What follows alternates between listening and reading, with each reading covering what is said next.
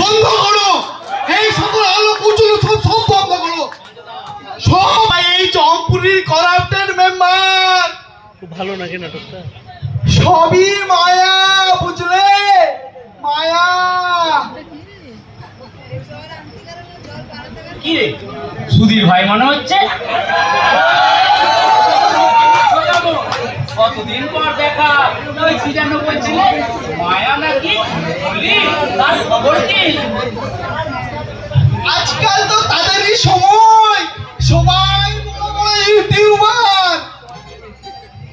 সেই যে হোস্টেল ছাড়ার পর কথা কমে যাওয়া, আর তারপর ওই ঘুষ দিয়ে চাকরি পাওয়া বলেন বউ, কি গাল হট প্যান্ট পরা সেলফি গুলো, আহা বুকে যেন উথাল সমুদ্রের ঢেউ উছড়ে পড়ে গো। চলছে চলছে, তোর ওই পাঁচ বালিশের কাভার প্রতিদিন কাচতে হতো, তাই না? তাই বলছিলাম। একটা বউ ভাই, আমি না হয় মানেছি করো নাই, ওই সব বুস্টার ডোজ অবধি পৌঁছতেই পারলাম না। তা তোর তোমার কারণটা কি ভাই? এই 2 বছর ক্যাম্পাস জীবনের পর বাড়ি ফিরে জীবনটা যেন হয়ে গেল ওই 60-এর দশকের সাদা কালো ছবি। এক লহমায় এই এপাং থেকে ওপাং, আর এই ঝোপাং হলো শেষে একটু দেরিতে। কিরকম?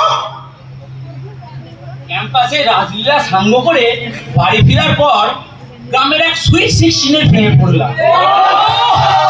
একেবারে উর্বশী রাউতলা, কি ফিগার মাইরি, চোখ দুখানা একবারে পটল চেরা।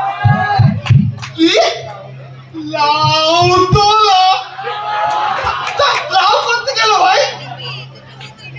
উফ, ওটা লাউ তোলা নয়, লাউ তোলা নয়, ওটা হলো রাউ তোলা। সাদে কি বলে সুধীর ভাই? সুধীর, ও আচ্ছা, সুধীর ভাই। ওই পটল চেনার জন্য নিশ্চয় তো। সমুদ্রে সাঁতার কাটতে কাটতে কখন যে মাঝ সমুদ্রে এসে পড়লাম তার টেরও পেলাম না। তখন মনে একটাই গান বাজতো, কুন্ডি মত খটকাওড়া জাসিতা अंदर आओड़ा आओ आओ आओ। তারপর अंदर गया, पकड़ गया, मान सम्मान भी गया और गले में फंदा ले लिया। তা তা ভাই, ওই কি নাম ছিল রে মেয়েটা? মেয়েটির নাম ছিল সুমনা দে। আরে বাবা, সুমন নামের মেয়েরা ট্যাং, আরে পাগলা ট্যাং না। কি বললি? আরে বাবা, কিছু না, মন ট্যাং না রে। কি আর বলবো ভাই, দুঃখের কথা বলতে, এই অদীপ্ত কামনাকে দীপ্ত করার জন্য ওই জমদে আমাদের মনে হয় একবার ওই অ্যালাউ করবে ওই মর্তের উদ্দেশ্যে। কি বলো বন্ধু? আবার মরতে? তা কতবার মরবে? আরে ওটা মরতে নয়, ওটা হলো মরতে।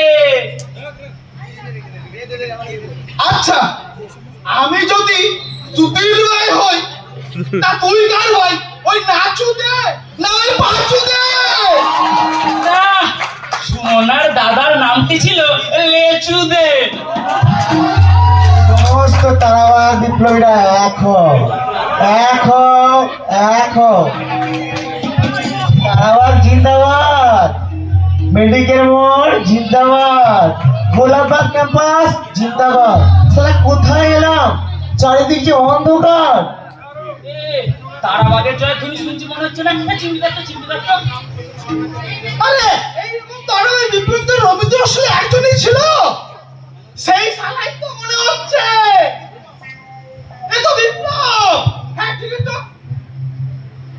কিন্তু এখানে কি করে? শালা মনে হচ্ছে ওই ডিজিটাল স্মোকিং মেরে ঘুম থেকে উঠতেই ভুলে গেছে।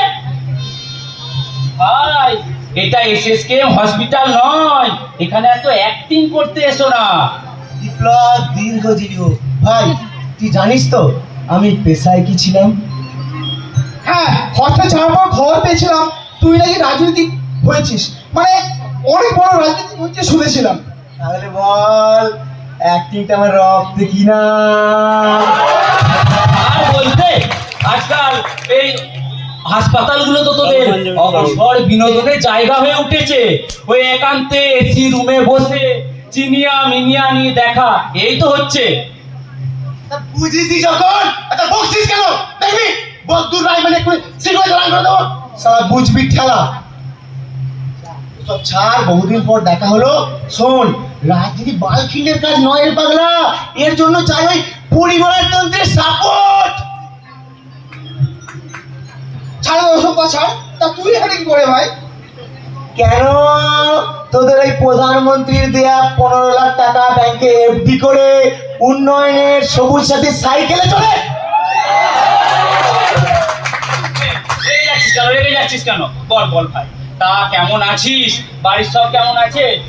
এই দুনিয়ায় ধর্মের নাক পাশ কাটিয়ে বাঁচা বড় দায় রে ভাই, বাঁচা বড় দায়। রাস্তা দখল, জমি নিয়ে মারামারি নিত্যদিন যুযুধান লেগেই রয়েছে। বিষাক্ত হচ্ছে মানুষের মানুষের সম্পর্ক, আর তার জ্বলন্ত উদাহরণ আমি নিজে। কি রকম দলীয় সমর্থনে যোগ দিয়েছিলাম মিছিলে, ভাবতে পারিনি নির্বন্ত বিকেলের পিছনে ষড়যন্ত্র সারছে কালো অন্ধকার মেঘ। মেঘ এসে আঘাত হলো বিদ্যুৎকে সঙ্গে নিয়ে, ওরা আমায় ততক্ষণ পর্যন্ত